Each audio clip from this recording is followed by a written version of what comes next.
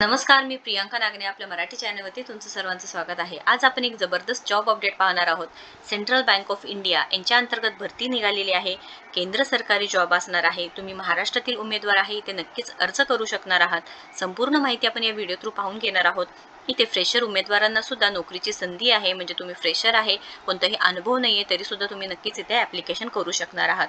अर्जाची पद्धत काय असणार आहे, वेतन किती भेटणार आहे, अर्जाची फी आहे का नाही, निवड प्रक्रिया, नोकरीचा प्रकार, ॲप्लिकेशनची स्टार्टिंग डेट, लास्ट डेट, त्यानंतर अर्ज पाठवण्यासाठी जे काही ऑफिशियल लिंक्स असतील किंवा पत्ता असेल ते सर्व माहिती आपण या व्हिडिओ थ्रू पाहून घेणार आहोत।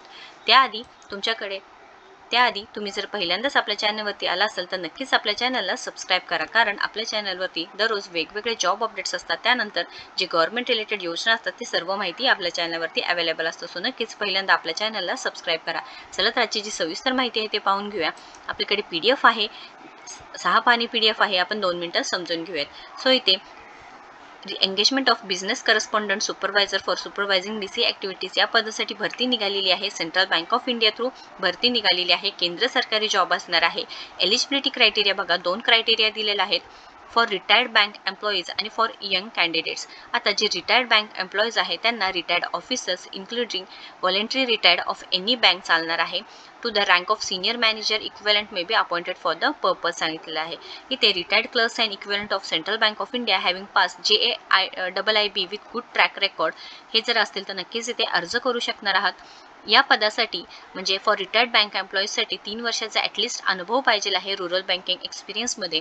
मॅक्झिमम एंट्री एज 64 इयर्सपर्यंत असायला पाहिजे आहे आणि इथे 65 इयरपर्यंत तुम्ही कंटिन्यू करू शकता सुद्धा सांगितलेलं आहे।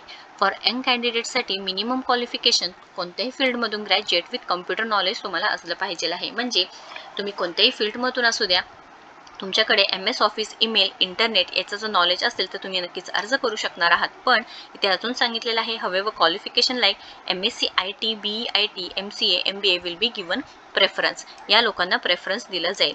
एज लिमिट बघा 21 ते 45 वर्षापर्यंत आहे at the time of appointment, म्हणजे अपॉइंटमेंटच्या वेळेस 21 to 45 इयर्स असेल तर तुम्ही अर्ज करू शकता, पण 60 वर्षापर्यंत म्हणजे 60 एजपर्यंत हे कंटिन्युएशन होऊ शकते।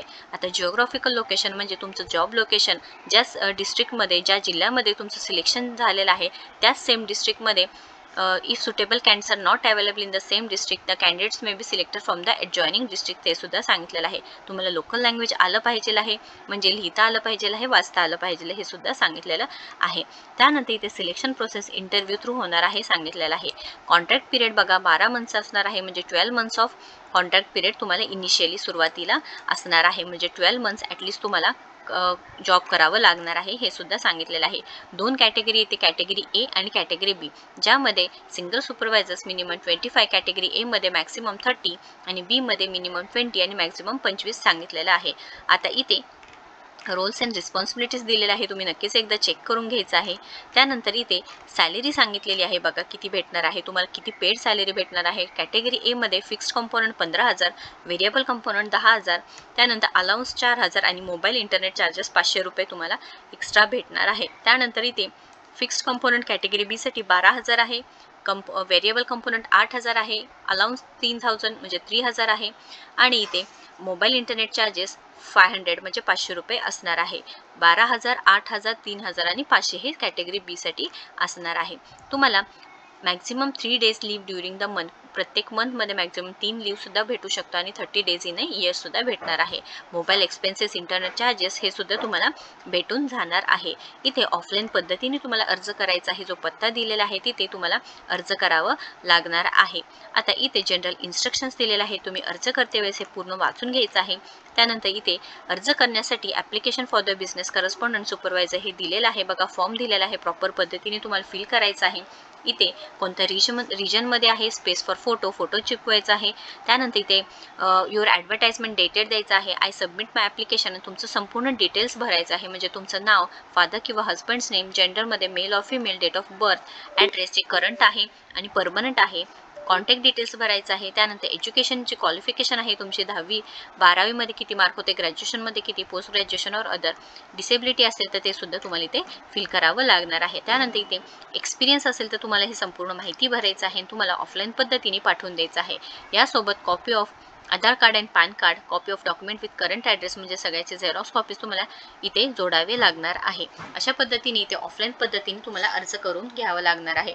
सॅलरी बघा 15,000 प्लस 4,000 भत्ता प्लस 500 मोबाईल चार्ज तुम्हाला भेटणार आहे. इथे कोणतेही अर्जाची फी घेतली जाणार नाही. 19 सप्टेंबर 2024 पासून अर्ज करण्यास सुरुवात झालेली आहे. 25 सप्टेंबर 2024 हे अर्जाची शेवटची तारीख असणार आहे. अर्ज पाठवण्याचा पत्ता हे सर्व लिंक्स मी तुम्हाला डिस्क्रिप्शन बॉक्समध्ये देणार आहे. नक्कीच एकदा चेक करून घ्यायचं आहे. या रिलेटेड काही क्वेश्चन असेल किंवा अडचण असेल तर नक्कीच कमेंट बॉक्समध्ये विचारा. व्हिडिओ जर आवडला असेल तर नक्कीच लाईक करा, शेअर करा, आपल्या चॅनलला सबस्क्राईब करा. तुम्ही आपल्या टेलिग्राम चॅनलला सुद्धा नक्कीच कनेक्ट होऊ शकता. थँक्यू.